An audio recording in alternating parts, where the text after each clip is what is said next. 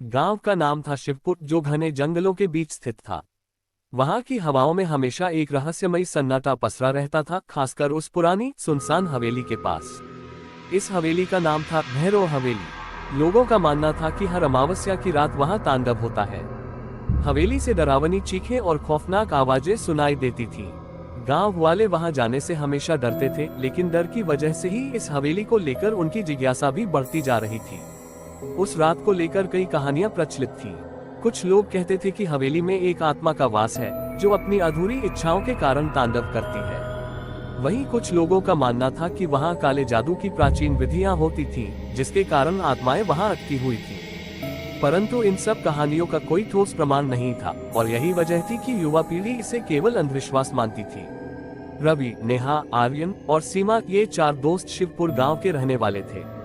इन्हें बचपन से ही भैरव हवेली के किस्से सुनने को मिले थे, लेकिन वे इन किस्सों को केवल मनगढ़ंत कहानी समझते थे। एक दिन अमावस्या की रात आने वाली थी और इन चारों ने निर्णय लिया कि वे इस बार भैरव हवेली का रहस्य जानकर ही रहेंगे। पहली रात अमावस्या की रात थी।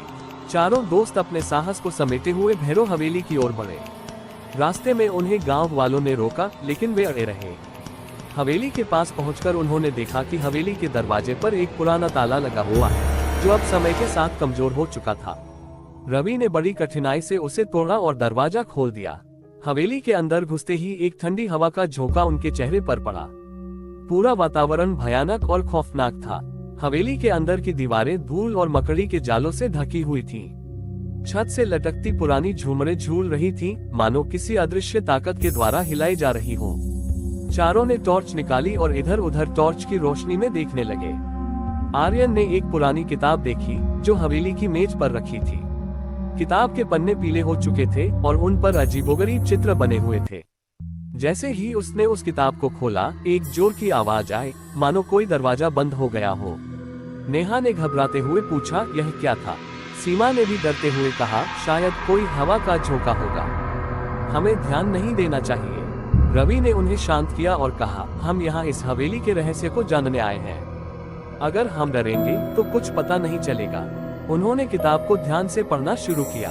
किताब में कुछ अजीबोगरीब मंत्र और चित्र थे, जो किसी प्राचीन अनुष्ठान के प्रतीत हो रहे थे। अचानक नेहा ने देखा कि एक कोने में एक परछाई हिल रही है। उसने डरते हुए बाकी सबको इशारा किया। आर्यन ने टॉर्च की रोशनी उस ओर डाली और देखा कि वह एक पुरानी तस्वीर थी। तस्वीर में एक आदमी था, जिसकी आंखें बेहद डरावनी और गहरी थी। तस्वीर के नीचे लिखा था, राजा भैरव सिंह इस हवेली के मालिक। चारों ने गहरी सांस ली और महसूस किया कि हवेली में कुछ बहुत भयानक और अजीब था। रात का तांडव रात बढ़ती जा रही थी और हवेली की गतिविधियां और भी भयानक होती जा रही थी। अचानक एक तेज चीख सुनाई दी। चारों के दिलों की धड़कन तेज हो गई। उन्हें लगा कि यह कोई मजाक नहीं था, हवेली में सचमुच कुछ था। वे धीरे धीरे हवेली के अंदर की ओर बढ़ने लगे। उन्हें एक बड़ा सा दरवाजा दिखा, जो काले रंग का था और उस पर अजीबोगरीब निशान बने हुए थे। रवि ने दरवाजा खोला और देखा कि वहां एक बड़ा हॉल था, जिसमें चारों ओर मशालें जल रही थीं। बीच में एक पुरानी वेदी थी, जिस पर खून के धब्बे थे। सीमा ने डरते हुए कहा, यहाँ जरूर कोई काला जादू होता था, हमें यहाँ से निकलना चाहिए। लेकिन रवि ने उसे शांत करते हुए कहा, नहीं, हमें पता लगाना होगा कि यहाँ क्या हो रहा है। अचानक वेदी के पास की जमीन हिलने लगी और एक गुप्त द्वार खुल गया। चारों ने हिम्मत जुटाई और उस द्वार के अंदर चले गए। वहां एक अंधेरी सुरंग थी, जो हवेली के नीचे की ओर जा रही थी। सुरंग में चलते चलते उन्हें अजीबोगरीब आवाजें और परछाइयां दिख रही थीं। सुरंग के अंत में उन्हें एक बड़ी गुफा दिखी, जिसमें चारों ओर मशालें जल रही थी। गुफा के बीच में एक बड़ा सा पिंजरा था, जिसमें एक औरत बंद थी।